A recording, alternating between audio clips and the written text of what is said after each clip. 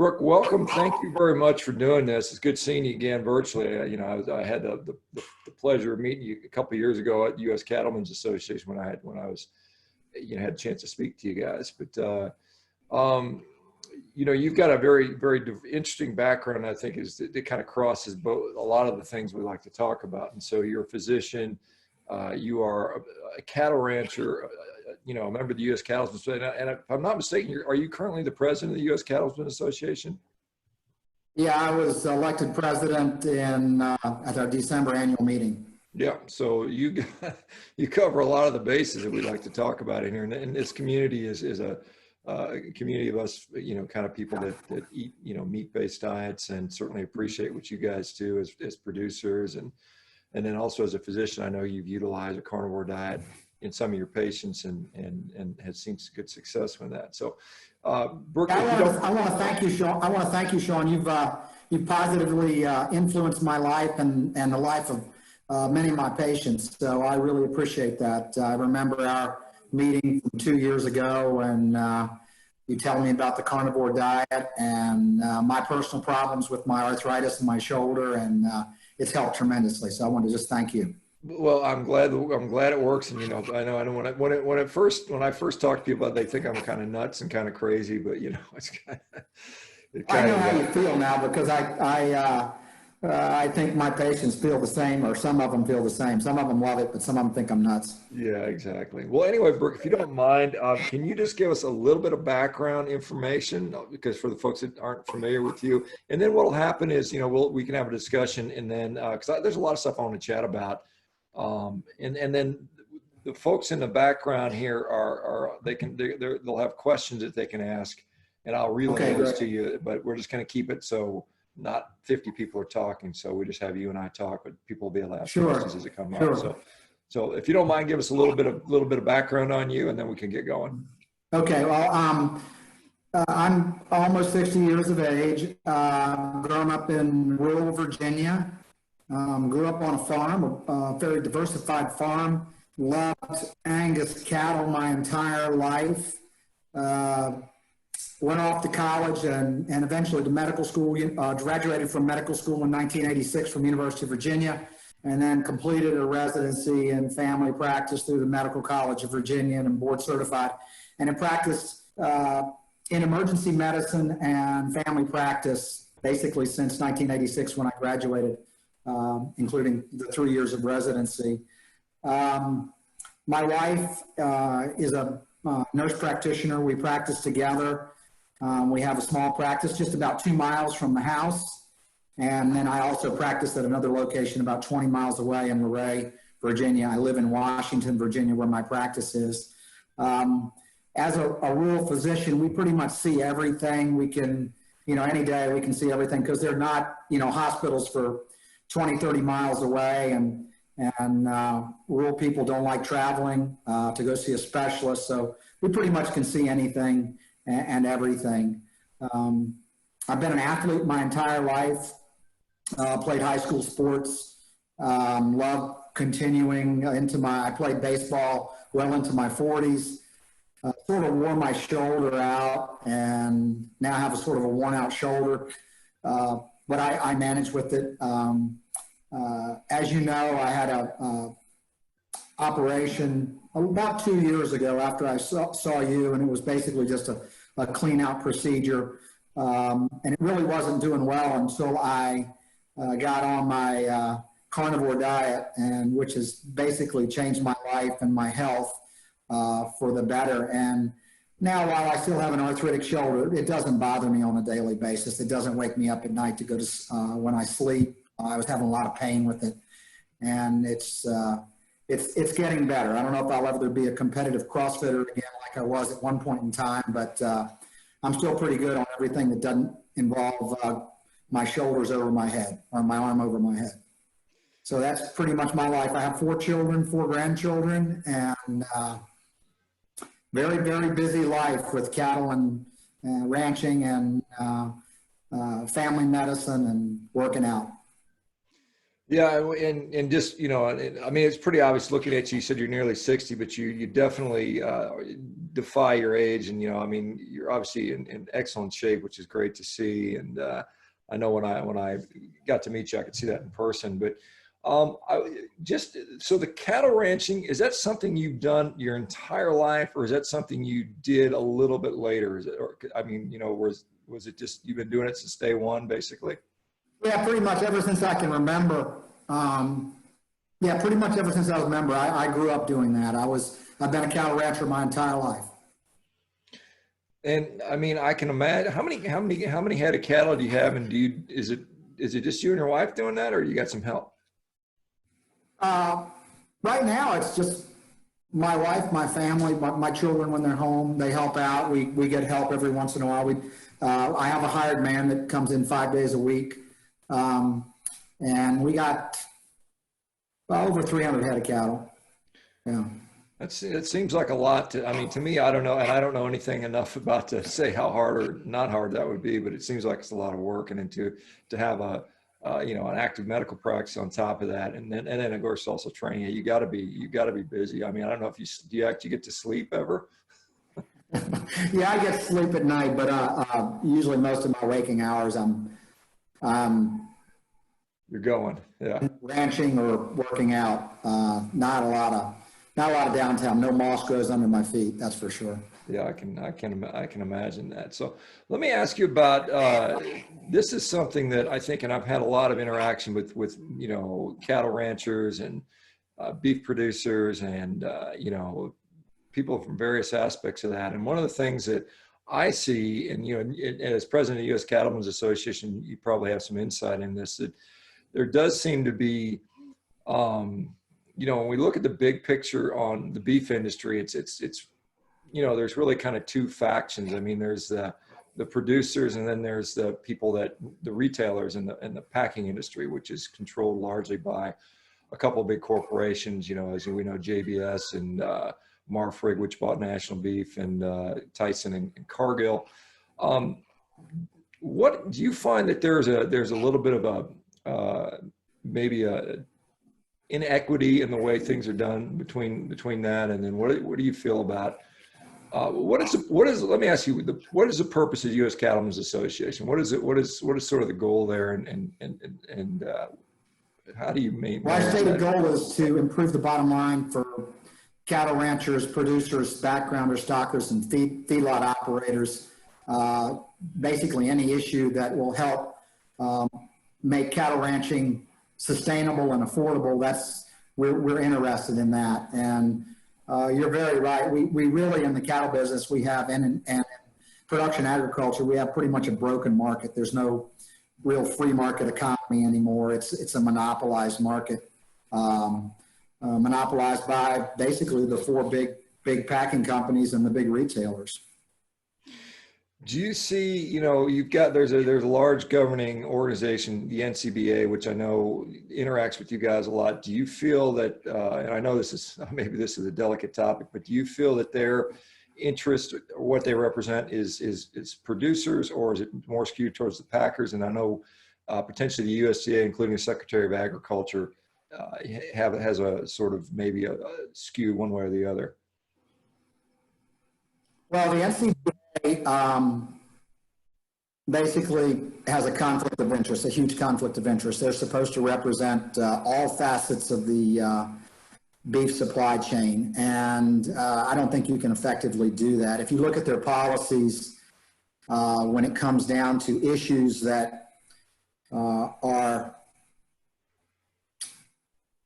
in conflict with one another between the packing industry and the cattle producers, they always side with what's been best interest of the packing industry. So they have a huge conflict of interest. It's like a lawyer representing two opposing clients. You just can't do it. And there's a lot of distrust and a lot of anger at the NCBA now amongst cattle producers all over the country.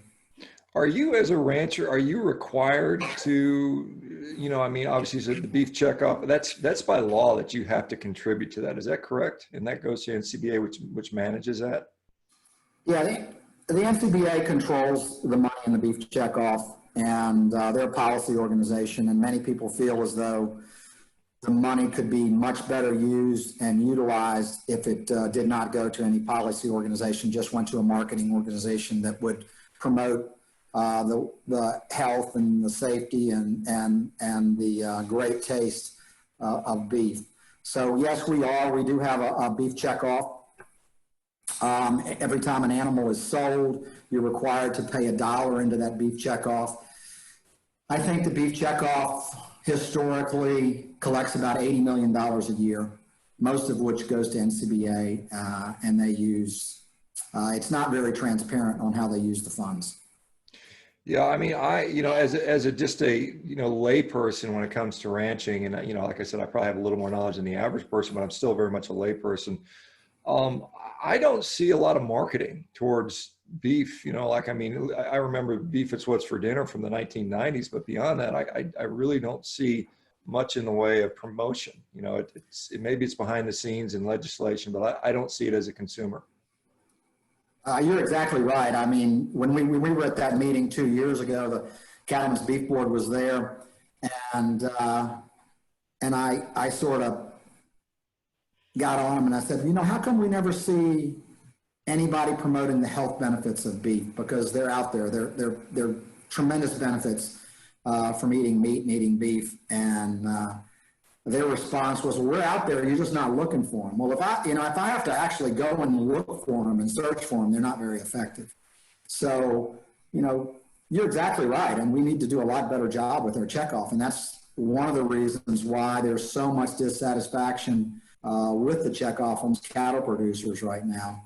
It seems like more money goes in the checkoff, them trying to produce studies or propaganda to convince producers that it's helping them, as opposed to actually going out and promoting how healthy and how beneficial beef is to the average consumer. I spend much of my day trying to reprogram people's minds that beef is healthy and fat is not bad and cholesterol is not bad. I think we got some help the other day, I guess, when the American College of Cardiology came out with a statement stating that there's no evidence to suggest that restriction of dietary saturated fat was needed. So hopefully that'll help. Yeah, and it's been painfully quiet. That study has not, I don't see it on, CNN and, all the major media outlets talking about it like we would see if there was a study showing the opposite conclusion. So it's kind of absolutely. If it was killing people, it'd be all over the place. Yeah. So it's kind of obviously we see a little bit, maybe there's a little agenda here with the fact that there's people that want to feed us the low quality, high profit, profit-based foods. Let me ask you about what is the way forward? I mean, if the assumption is USDA, NCBA, beef checkoff is not going to, magically turn around and get 100% behind the producers, what else can be done? What can the consumers do? How can we change the market so it's mutually beneficial for me as a consumer of this product and you guys as producers?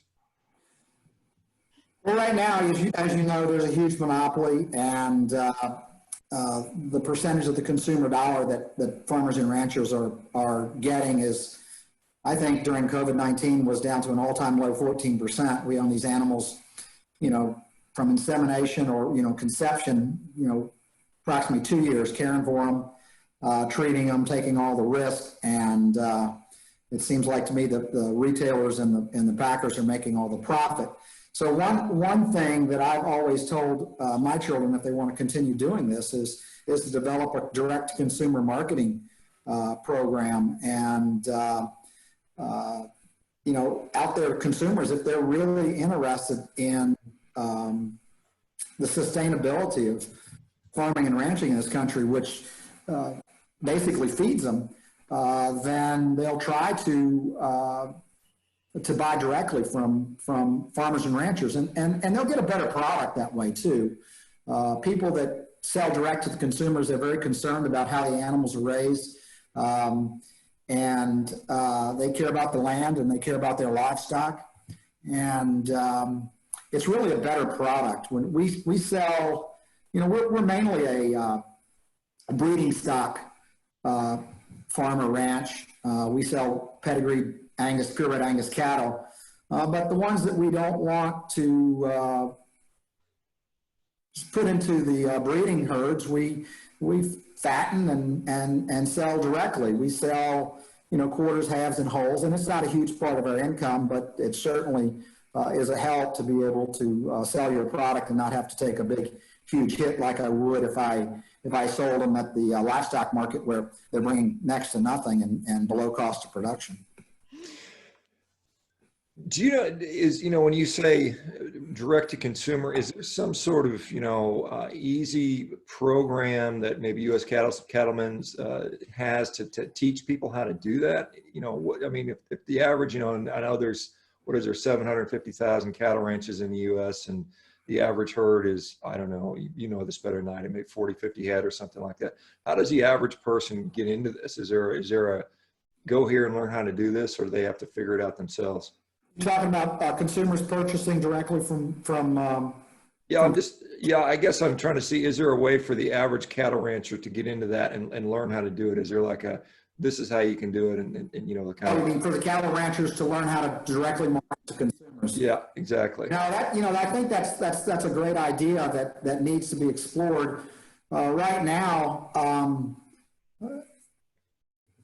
our regulatory environment and our country's federal government for the past 20, 30 years have always come down on making it a little bit harder for smaller and independent processors to exist.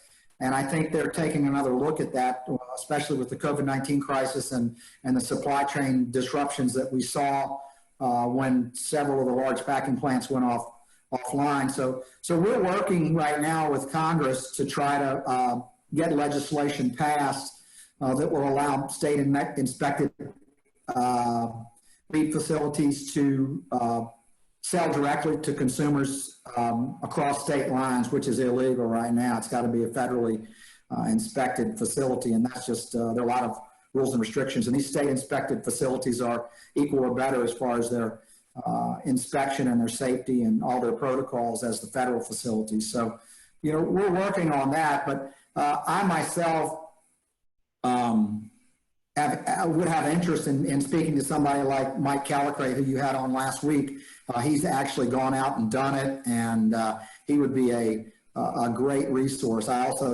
We also have some members of the United States Cattlemen's Association that are doing it on a larger scale.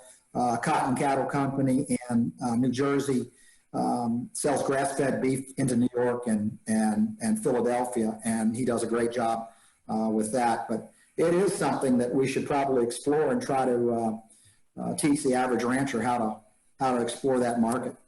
Yeah, because I think the appetite, and pardon the pun, but I think the appetite is here, in the community as well. I mean, certainly in this community as we see what's going on. And obviously there's some legislation out there. I know a lot of people talk about Massey's Prime Act. There's some other piece of legislation out there that are, I can't remember what it was called, something 5014 or something. I can't remember what it was. It was trying to, about negotiating prices and so on and so forth. But are you hopeful about any of that legislation actually getting passed?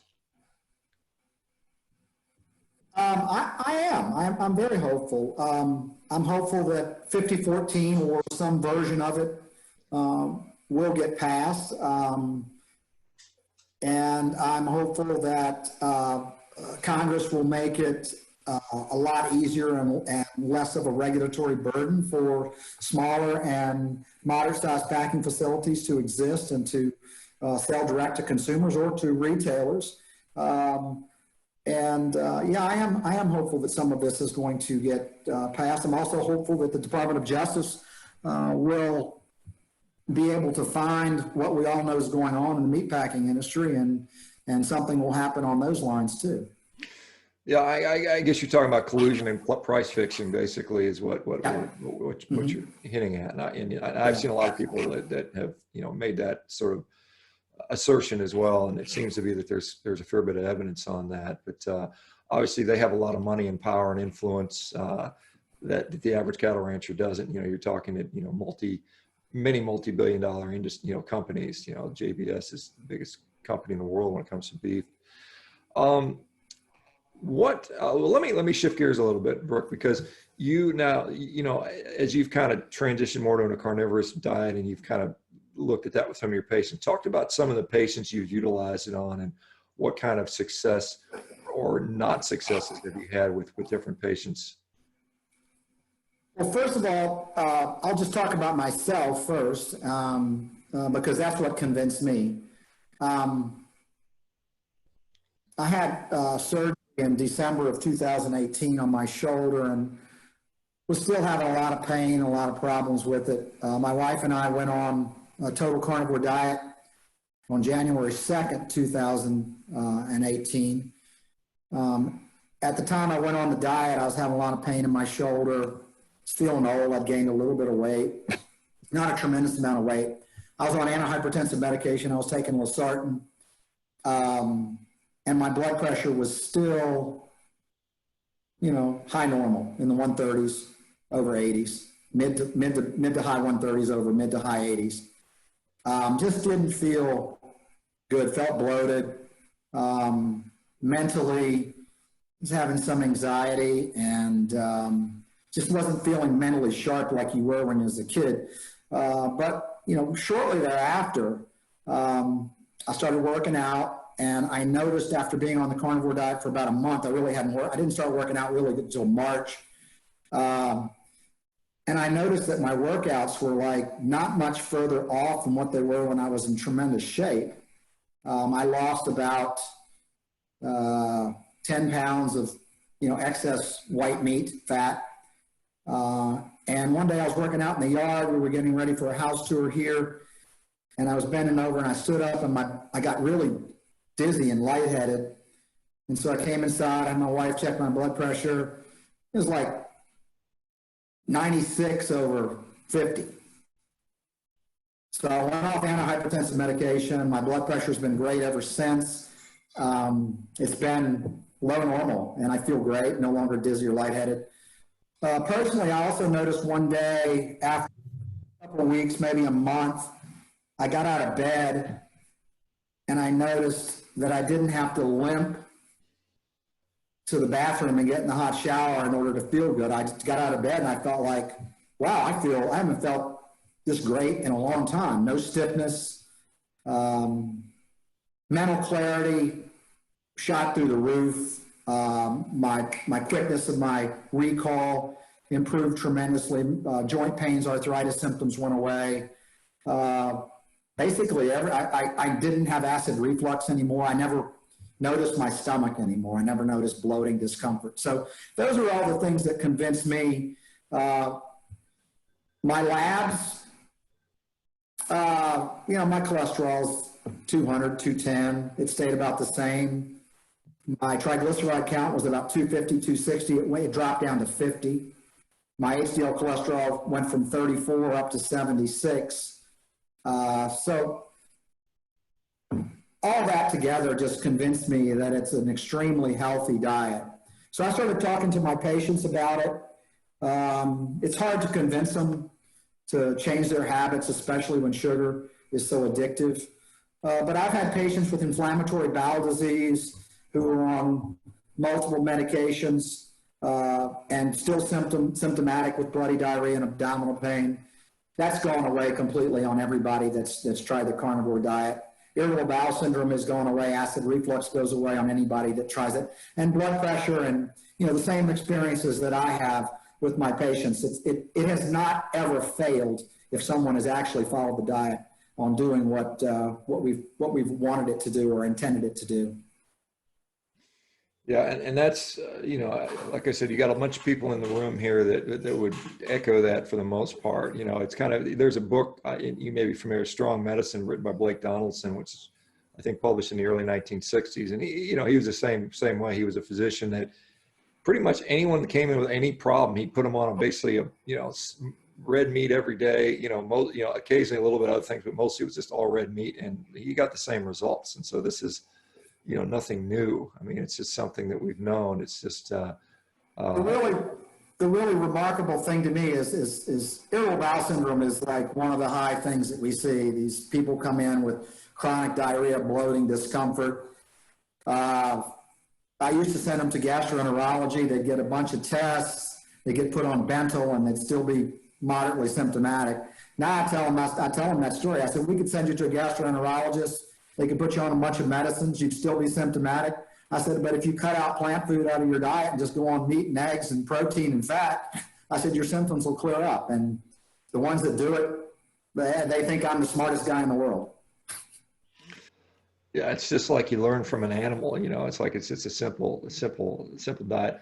Clark is in here asking about your guys' dairy consumption. Are you doing much dairy or not doing much dairy? I eat a lot of cheese.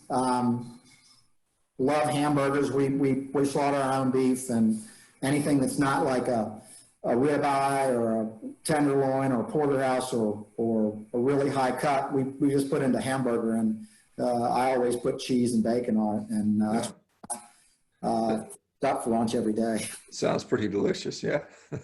Medium rare to rare. Don't need any condiments on it, just a little salt and pepper.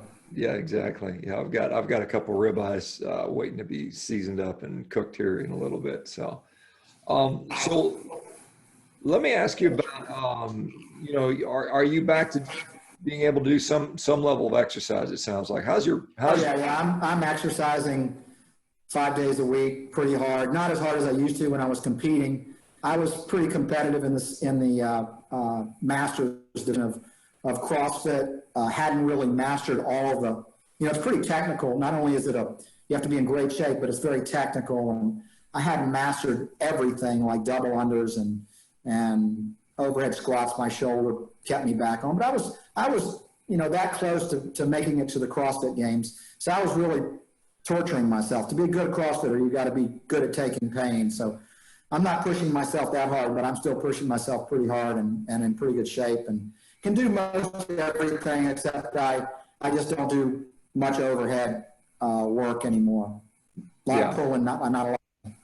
Yeah, I understand with the shoulder issue, but do you find that your cardiovascular engine is compromised without the carbohydrates in the diet? No, absolutely not. I feel better than I've ever felt. I don't feel any compromise in energy. I've had more energy than I've ever had. And no, I feel much better. I tried keto for a while before we met, and I felt on a keto diet where you do eat some carbs, I felt very drained and didn't have a lot of energy with that. That's just personally myself. But with carnivore, I feel fantastic.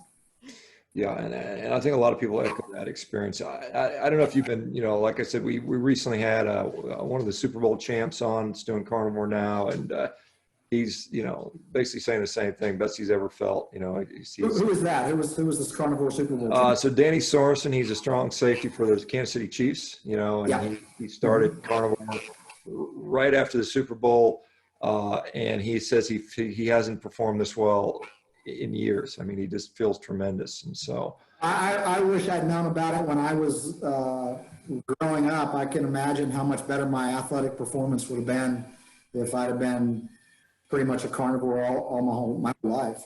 Yeah, it's be interesting to see, and so we'll start to see some, because I'm aware of several Olympic athletes and several professional athletes that have now taken this up. So we'll see how they get on over the next next bit of time, and see what happens with that. And if that catches on significantly, I think it'll, hopefully, and this is one thing that, like I said, I was talking to Danny, I said, you should get a meat sponsorship from somebody. My gosh, this would be a beautiful marketing opportunity, and I don't know if, you might know some people that might be interested in, saying, hey, look, we can help you with your meat. Maybe we should talk to the Cattlemen's Beef Board about having him be a, yeah. I'm sure he would not, because he, like I said, some people are a little quiet about it. He's become very vocal and a big advocate, and so it's nice to have somebody at that caliber that's promoting that, because we sure as heck know we've got the opposite extreme, the sort of the vegan plant-based people that are not shy about doing that. So we need to have it on the other side as well. That's going to be a self-limited diet, though, they're gonna eventually figure out that they're killing themselves. Well, yeah, those guys will, but I mean, they'll take the money for now, and and maybe they sneak some eggs and beef in on the backside. How do you? I guess somebody's asking about, how are you cooking your meat? Are you a charcoal, propane, pellet smoker, or what? Brisket, stuff like that. What do you like to do? We have a propane grill, but I also love a charcoal grill. Are you when We you cook pretty much all our beef on the grill, except at lunchtime we just put it in the frying pan. Yeah. Do you ever cook like the big briskets and stuff? We had Jess Prowls on yesterday, who's a hardcore carnivore, and that's her deal. She's been a meat science, person that's been working on different ways to prepare food. Yeah, briskets are very good. I don't do the cooking. My wife does the cooking, but I do a little bit of grilling. But when it takes a little technical expertise, I leave that to her. Is she now? You said she's adopted the diet as well? She's not as strict as I am, but she has adopted the diet in the past, and amazingly, her HDL cholesterol went to 114 when she was on the carnivore diet. Yeah, it seems to be women. That's been my experience. Women tend to see their HDL go up higher than men do, and I think there's some thought that there's a little bit of a genetic difference between men and women and how that's affected by diet. But did she notice any improvements, or was she dealing with any issues that got resolved? She has some osteoarthritis in her hands. And I never really spoke with her. I mean, I was very outspoken about everything with me. I told everybody, the whole family, all my friends, all my patients, everything. And she's not as much of a talker as I am. What about your kids? Any of the kids, do they think you're crazy, or are they on board? They understand it, and I don't think they're willing to give up plant food. They have tried ketogenic before, and my son-in-law is a professional baseball player, and when he met my daughter, he had a horrible diet, and they met in college, and she was a health, nutrition, foods, and exercise major, and now is a physical therapist. But they played around with ketogenic and carnivore, and I think he's seen some pretty good gains from. He loves eating meat. He eats a lot of meat. What are your thoughts? Because you mentioned cholesterol a little bit earlier. How do you manage cholesterol? I mean, what are your thoughts on people that see their cholesterol go up on either low carb diets, keto diets, certainly carnivore diets? What's the discussion you might have with someone with that? They asked me what their cholesterol is, and I said, I don't care. How do you, I mean, obviously cardiovascular risk is a, significant issue in primary care, and certainly, I mean, cardiology, of course, but how do you manage cardiovascular risk? What goes into that? Well, I think diet and exercise is number one. And if you follow a good diet and exercise program, your cardiovascular risk will plummet. When I first got out of medical school, the statins were coming on board, and everybody thought they should put that in the water. And I tell people all the time that cholesterol is not a risk factor. If it was, then every cholesterol-lowering drug that we've seen, you and I've seen in our medical careers, that has come out would have lowered their risk of cardiovascular disease. And statins really are the only class of medications that have had definitive outcomes data that may lower the risk of cardiovascular disease. So I really don't use a lot of statins unless it's a patient who has had who has huge risk factors, had a previous heart attack, is a type 2 diabetic, will not change their diet, things like that. Because I'm a firm believer. My father died from Alzheimer's dementia. And I'm a firm believer that a low-fat diet, low cholesterol diet is a risk factor for Alzheimer's disease and dementia. And so I really don't like to use statins.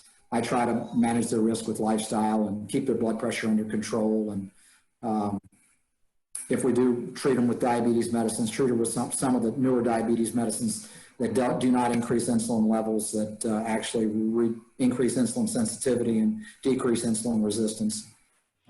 Yeah, so talk about some of those new medications. I know obviously one of the classic ones, metformin, is insulin sensitizer, or in theory, or it might decrease hepatic gluconeogenesis. But some of the older meds would be, obviously administering insulin or some of the sulfonylureas. So what are you looking at for the newer medications? Well, I shy away from all the sulfonylureas, and I try not to put people on insulin. I tell them, we can, just like what I've learned from you, we can cure your diabetes in other ways. But if we do go to medications, my first one, unless they have some contraindications, is metformin. But when we have GLP-1 agonists and SGLT2 inhibitors, that at least the data that we see that is been driven by the pharmaceutical industry has been very positive. But what I've seen with my patients has also been positive. We have a long history of pharmaceutical companies coming up with data that doesn't jive with what we see in clinical practice. But I think the Farxigas and the Jardiances and the GLP-1 agonists are very helpful. They help people lose weight. They decrease cardiovascular risk, and they are by far the best diabetes medications in my career that we've ever seen. For many years we were treating people with insulin or glyburide and just covering their high sugars by pumping more insulin and making them fatter and bigger, and we weren't doing anything as far as reducing their risk for long-term morbidity and mortality from cardiovascular disease. But these new drugs, I think, are very helpful with that. Yeah. So for those people, the GLP-1 agonists, GLP is glucagon-like peptide and incretin hormone, and so it assists at that. And that, I guess that's secondarily, GLP will help to stimulate insulin production in the pancreas as well. Is that not correct? Well, it does it does selectively when it's needed. It doesn't, just like the sulfonylureas, it doesn't increase fasting insulin levels. It only does, it's a response. It's more of a physiologic response. It also causes decreased gastric motility and satiety, and people do seem to lose weight on it, and they don't eat as much. They're not as hungry.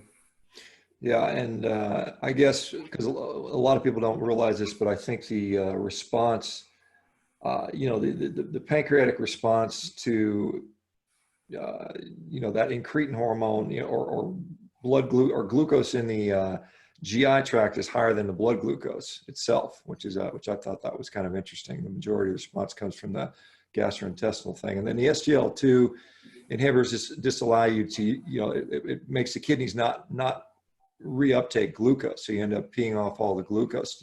Have you seen any problems with the genital infections? I know one of the concerns are things like Fournier's gangrene, or perhaps increase, although I think it's debatable whether it increases UTI rates, but have you seen that be an issue with those type of drugs? Not really. You have some patients that have genital mycotic infections that can't seem to take them, but they're usually very well tolerated. To be honest, when they first came out, I sort of laughed at the drug rep's face, and I said, this sounds like a bunch of hogwash to me. But time has changed my mind on those. They're very good at lowering blood pressure. They act as a diuretic too. I think they're very good drugs, and generally very well tolerated. Most patients can tolerate them and take them. The problem with them and the GLP-1 agonists is if you don't have health insurance that pays for it, it's pretty tough to get it. If you're indigent, usually you can get it through the pharmaceutical company will allow them to have it, or they have to fill out some paperwork and get it. But the working poor and a lot of people that are in the Medicare category can't really afford those medications, which is the worst part about it. But at some point in time, they'll go generic. Yeah. I guess I don't know when the patents will expire, when they can go generic. Probably a decade or two at least away from that. I don't remember what the numbers are on that. So, what has been, so I mean, with I mean, how many diabetics have you know? I had a guy yesterday. He's a type 1 diabetic since age 3. I think he's 30. He's been on insulin obviously his whole life basically, and he recently, in the last year or so, has been carnivore and then went really strict to just meat and water. And he's his, you know, his A1C, most recent A1C is 4.9. He's on the lowest basal amount of insulin he can take.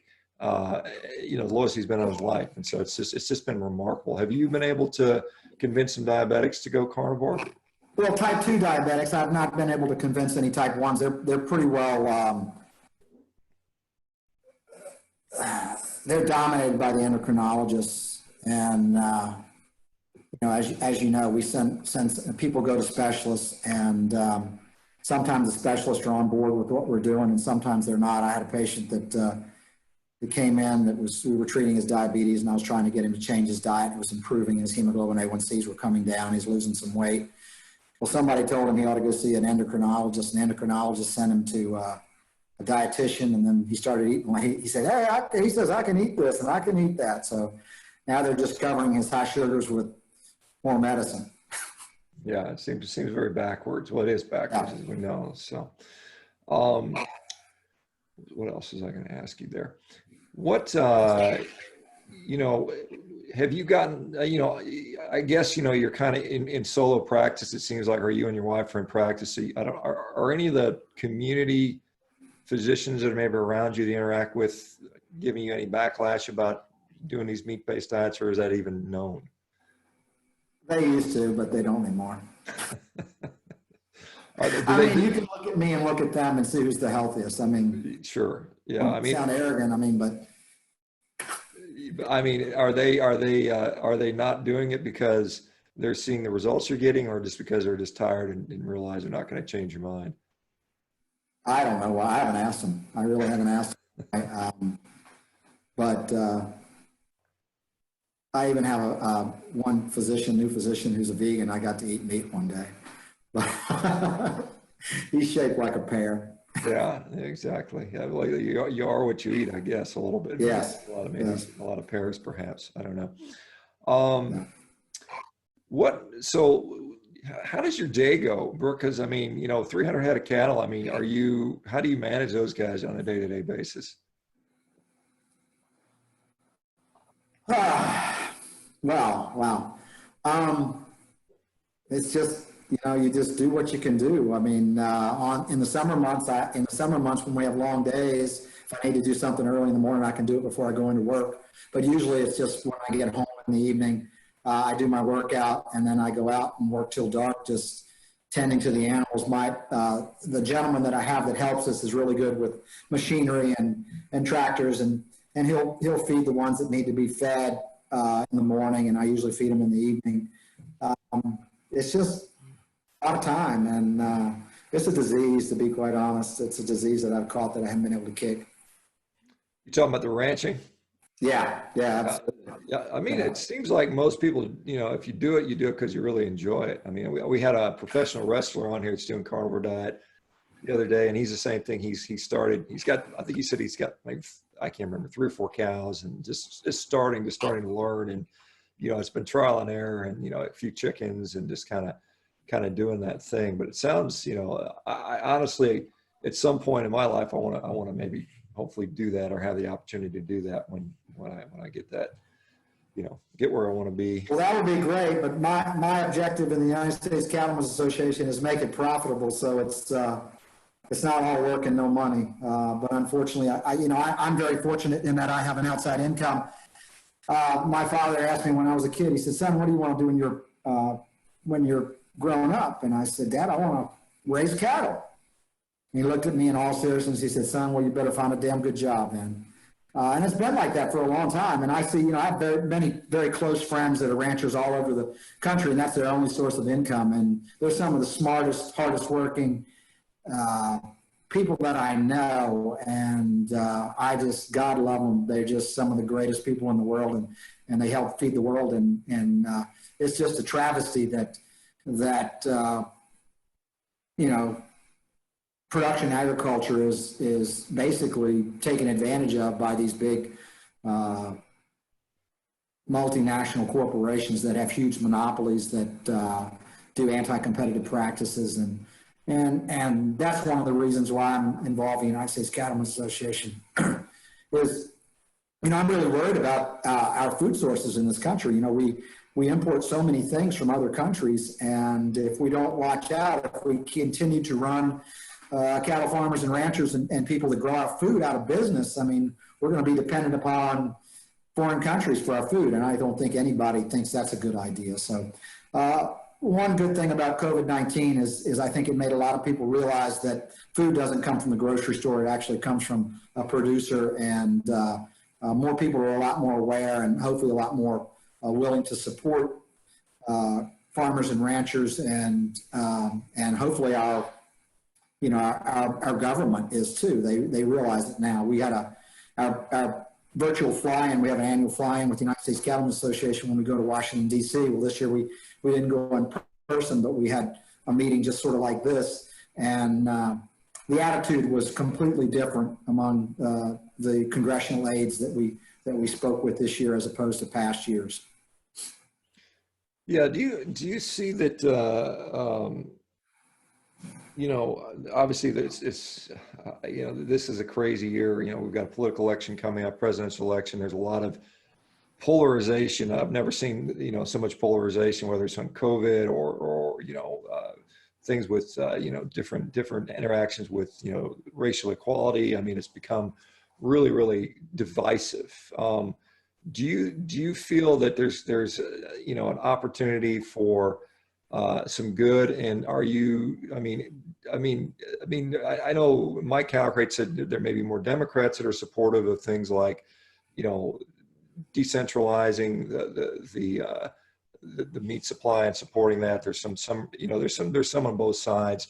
It's hard to say, who's going to support this, and obviously it's only one issue among many, and so it's hard to try to pick through all the different policies and the different people that. I think we're seeing people on both sides of the aisle be more supportive of production agriculture, and they don't look as the big multinationals and the big factory farmers as being agriculture. Now they're looking more as family farmers and ranchers at being agriculture, and hopefully they'll try to figure out a way to enact policy that is more family farmer and rancher friendly than it has been over the last 20 or 30 years. But it's been a bipartisan. I think it's been a bipartisan effort.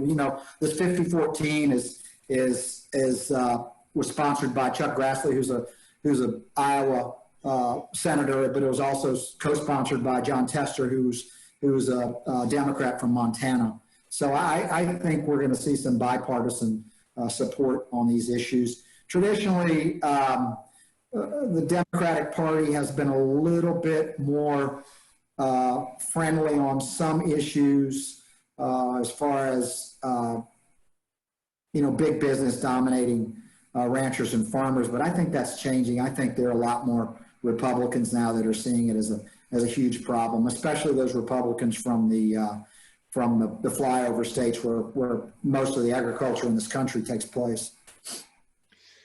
What, is there something like the average person can do? If we go to the U.S. Cattlemen's, website, do you have a place for people to sign petitions, to get some talking points, to, talk to their local politicians or their state and national representatives? Is that something that we could get access to, or does that exist somewhere? Yeah, you can go to UnitedStatesCattlemen.org, and you can also join as a friend of the United States Cattlemen's Association, or donate. To be a voting member, you have to own livestock. Anybody can go to UnitedStatesCattlemen.org or USCattlemen.org, check out our website. We do have our policies on there and what's important to us. You can sign the petition for 5014, and what 5014 is basically trying to break up the captive supply that the packers have, where they own cattle and don't need to compete in an open free market on buying fat cattle. And this piece of legislation would mandate that the big packers every week had to procure 50% of their weekly slaughter through the auction process or bidding process, as opposed to backdoor deals or under the table deals that they have with a lot of the large corporate feedlots. Yeah, I think my understanding is we import beef from about, I think, 18 countries worldwide, the majority being Australia, New Zealand, and Canada, and then a number beyond that. Mexico too. Mexico as well, of course. Yeah, the close ones. Yeah. It's easy. Yeah, imports are huge thorn in our side. We know we need to trade with foreign countries, but the packers and the importers are importing beef from foreign countries, and they actually, under current law, can relabel it as product of the USA, which is pretty much a crime. It doesn't allow cattle ranchers and producers to compete against these foreign imports, and it also deceives the consumer, and they think that they're eating something that they're actually not. So we actually petitioned United States Department of Agriculture, Food Safety and Inspection Service over 2 years ago to rule over this, and they still haven't come out with a ruling. Our Secretary of Agriculture seems to be more amiable to the packing industry than he does to the cattle ranchers, and they did come out and say, well, maybe meat that's imported, boxed beef that's imported, shouldn't be relabeled as products of the USA, but if you bring in live cattle from foreign countries and slaughter it here, then he thought that should be able to be listed as a product of the USA, which we're very much against. They basically use this to control and decrease domestic prices. We have something called, you're aware, we have something called mandatory country of origin labeling, which was on the books for years, and cattle ranchers and farmers were making money back in 2013, 2014, and 2015. And I've seen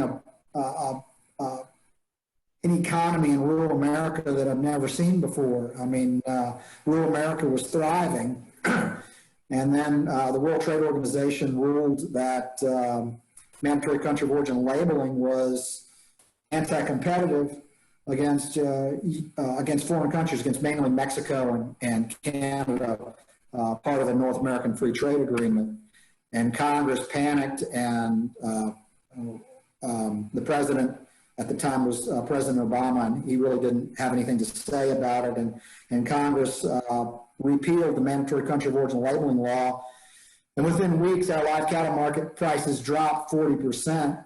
And since then, I myself can say that annually I've had a reduction in annual income on my farm and ranch for over $100,000 a year. So whereas I was making money and reinvesting in infrastructure and reinvesting in equipment, now I'm just, as far as my cattle business goes, we're just trying to keep our head above water and try to keep it going and hopes that the market will get better.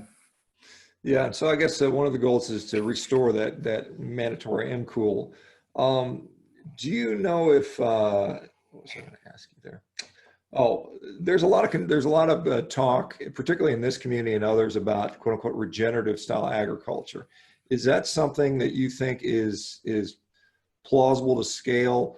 And then the other thing, we've got guys like Ethan Brown from Impossible Burger saying that 15 years from now there will be the beef industry or animal agriculture will be gone. It will be completely gone. What are your thoughts on that statement? I couldn't disagree with it more. All you have to do is taste one of those plant-based burgers, and no, it's not going to appeal to many people. I think McDonald's just took it off their menu. So I don't think so. The plant-based people, they make a lot of claims that they just cannot back up, talking about how better it is for the environment, how better it is for you. And we both know that they're highly processed, and anything that's highly processed has a bunch of chemicals in it, and it's not healthy whatsoever. Which, as far as regenerative agriculture, I think that's great. I mean, we try to do as much as we can here, as far as in the environment goes, and we think we have extremely healthy grassland and pastures, and those are a huge sink of carbon if you actually believe in climate change.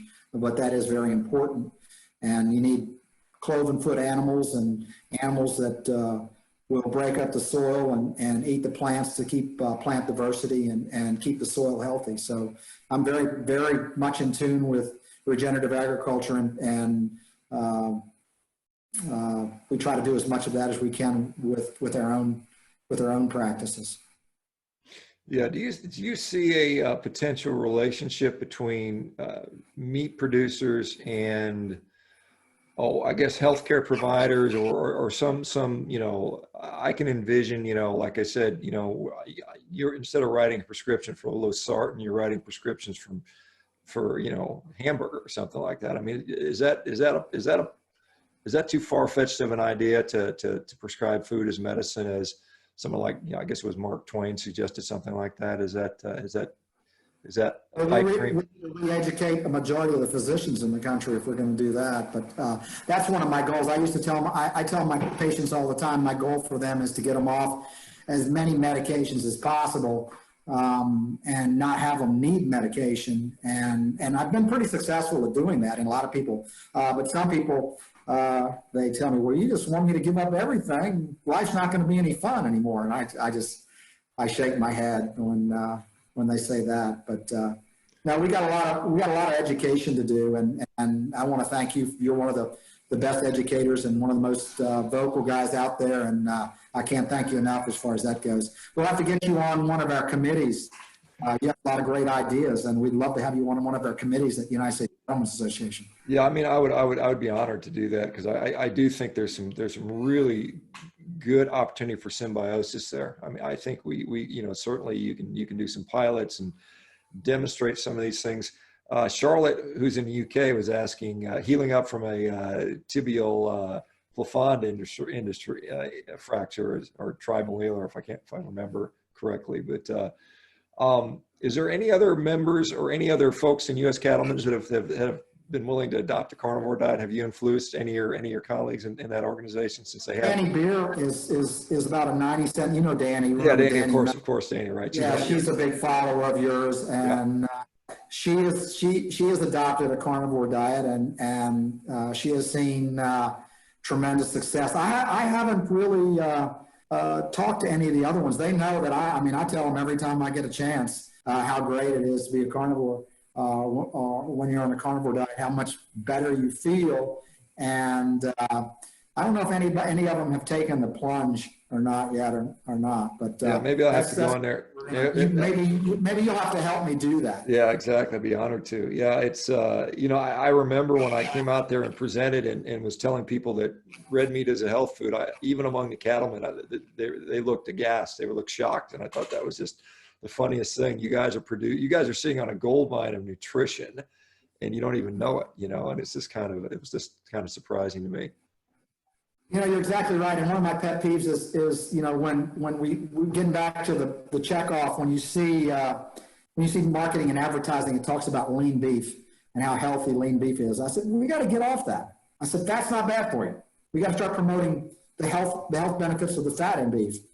And I think hopefully more and more cattle producers are realizing that. So we'll have to wait and see. Yeah, well, I mean, I think we have to be active. I mean, I don't think we can just, I'm very much, we got to be proactive and active and even aggressive. And, if NCBA won't do it, I mean, somebody else has to step up, and we're willing to do that. Well, Brooke, thank you so much for doing this. This is wonderful. Like I said, you're in such a unique position, that kind of, with the cattle ranching and U.S. Cattlemen's and the CrossFit and the physician and doing the carnivore diet. I mean, I can't think of a better person to have being able to talk to. So I look forward. Sean, you're an inspiration to me, and my youngest son, who's in medical school, was actually I think he saw you on Joe Rogan one time on one of those podcasts, and he was telling me about it before I'd even heard of you or talked to you, and he saw a picture of you on Instagram the other day, one of your shredded pictures, and he said, man, I'm 27. I wish I looked as good as Sean Baker does, and he's 53. Well, it's just a matter of time and work, putting in the time, I mean, it's just consistency over time and a good diet. It's pretty easy. I got to go. In fact, I got to go do some going to do a bunch of squats here in a second. I'm going to do a bunch of Well, I'm going CrossFit to style squats. After we finish up here. Absolutely. All right. All right. Well, thank you so much. Look forward to it. And if I can be of assistance with U.S. Cattlemen's in some way, shape, or form, I am absolutely happy to support you. I will be in touch, and you think on how you could help out too, and we'll put our heads. We'll get you involved. Absolutely. All right. Thank you so much, Brooke. Have a great day. Thanks, everybody. We're going to end this, and this will be up on YouTube in a couple of days, I imagine. Okay. Thanks, Sean. Good talking to you. Take care, guys. Bye-bye. Bye-bye.